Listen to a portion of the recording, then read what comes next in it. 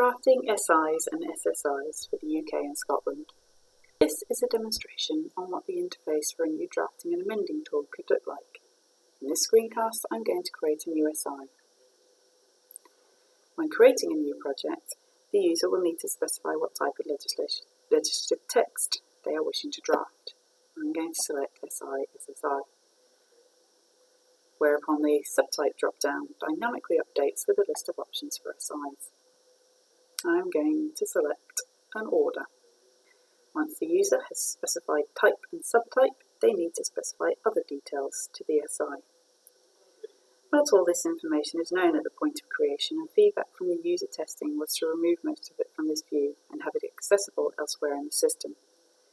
This will be demoed later in the screencast. In this wireframe, these fields have already been populated. Title is mandatory. The number, not normally known until the end of drafting, this will need to be requested from National Archives Publishing Tool. Subject heading. Again, these will be selectable from the list of approved subject headings from the National Archives Publishing Tool. However, if a user wants to suggest a new one, they can supply their tentative subject heading and select Seek Approval. The user can add more than one subject heading if necessary. The drafter name will be pre-populated with the user's name. However, this can be overridden if, for example, the user is setting it up on behalf of another user. You can add additional drafters here who will all have read-write access to the SI being created. Further down, we have Ministerial Signature. The system will allow more than one. The name is selectable from a list of known ministers, however can be overridden if the preferred name is not available. Same for the title and department. And dates. Here the user can supply all dates that are applicable to the SI. At this point, the user can cancel, which will return them to the dashboard without saving any details. Save, which will also return them to the dashboard but will create a new SI using the details supplied. Or create project and start drafting, which will take them straight to the editor to start drafting the SI.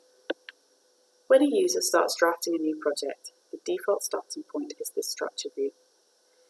In the top header is the title of the SI and the stage it is currently at, although in the case of SIs, pre-introduction might not be the best descriptor. The basic structure will already exist.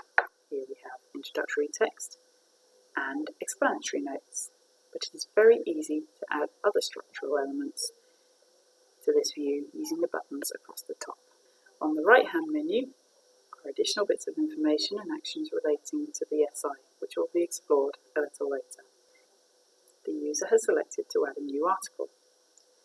This has created a new article. The user can very easily put their cursor in the structural element and type in the headings. In this example, they have supplied the title. Here, the user has saved the article and is about to add a schedule under the article.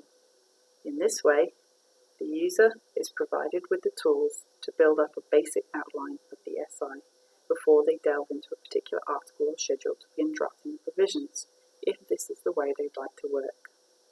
In addition to building up the basic outline of the SI using the structure view, the user is also able to move provisions around using the drag and drop marks on the end of each structural element. In this example, they're moving Article 3. Moving provisions around will auto-update provision numbers as well as any cross-references within them. More on cross-references later. Against each structural element is a list of actions the user can perform. The options are View, which opens a read-only view of the structural element in the editor window, which we will see shortly. Check out and Edit, which will open an editable view of the structural element in the editor window. Once a provision has been checked out, it will be clearly marked as such so that other drafters working on the same SI cannot make changes to the same provision. Version History, which will allow you to view all previously saved versions of the provision from when it was first created. And Create Alternative, which will create a duplicate version of the selected revision, allowing you to make any necessary changes to it. For example, if you needed to draft two versions of an article or schedule for consideration. Both these versions would be displayed in this structure view. However, only one version can be selected to appear in the main trunk of the SI text. Users will be able to select which version they want to view. Some structural elements will allow you to perform more options.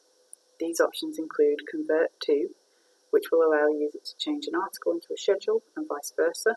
This scenario is not correct in that you wouldn't be able to convert an article into a part or chapter. And Delete. When the user is ready to start adding text to a provision, they would select the provision and select Checkout and Edit. The system will then present the editor window, allowing the user to begin drafting the text. In this wireframe, the user has already entered some text into this article. Here is an example of how users can add cross-references. They would select the relevant provision and then select the appropriate paragraph level from which to cross-reference. This can be done with the current provision they are editing or with other provisions. User feedback suggested that more text to provide more context to the paragraphs would be useful rather than the list of A, B, C. Everyone prefers to draft in different ways. This system aims to provide flexibility in the way the windows are displayed. In this view, the structure menu on the left has been minimized by clicking on the blue arrow, or alternatively by selecting the structure shortcut option in the top right. The other options allow you to minimize the top menu, the left menu, the right menu, or all menus depending on your preference.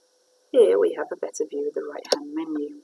The first section in this menu allows users to manage metadata about the provision they are drafting. It is blank whilst we decide what information is important here. The next section allows users to search legislation.gov.uk.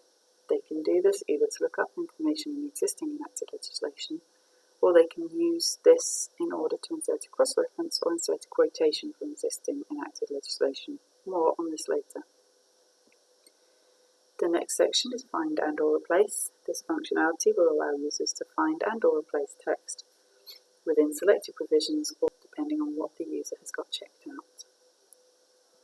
The next section is Properties, which allows you to insert tables, images and mathematical equations with menu options to allow you to update and maintain them.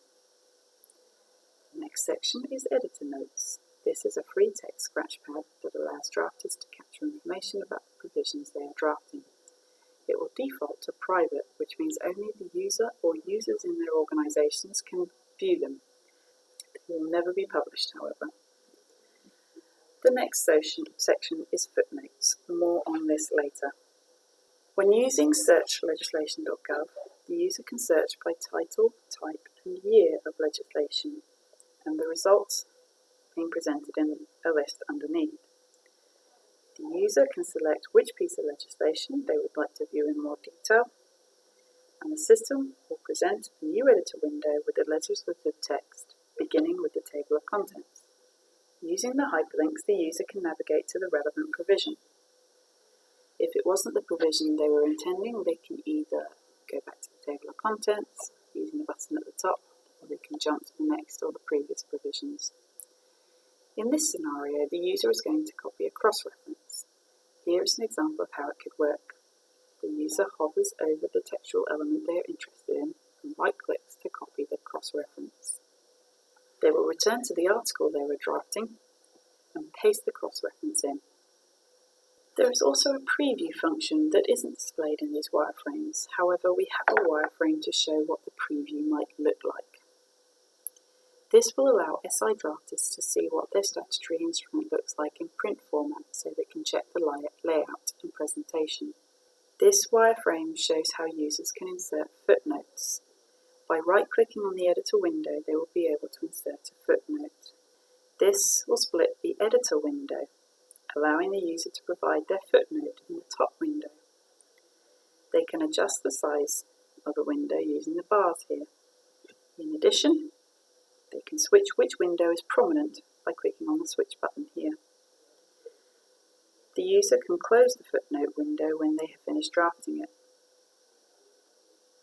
The footnote can be accessed again by clicking on the footnote reference in the right-hand menu. It will also be able to insert cross-references into footnotes by right-clicking and selecting the option to insert cross-reference. It will also be possible to insert images or tables into SIs.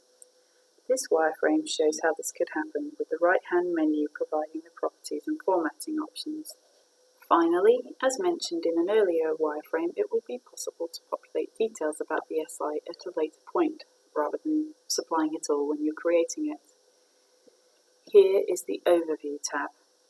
It shows all details relating to the SI, and this is where the user would come to update or add extra information, for example, document number or subject headings. On a separate tab are the date information and signature block. As before, the user can add more than one signature block, if required, and as many dates and types of date as required. This is the end of the statutory instrument demonstration.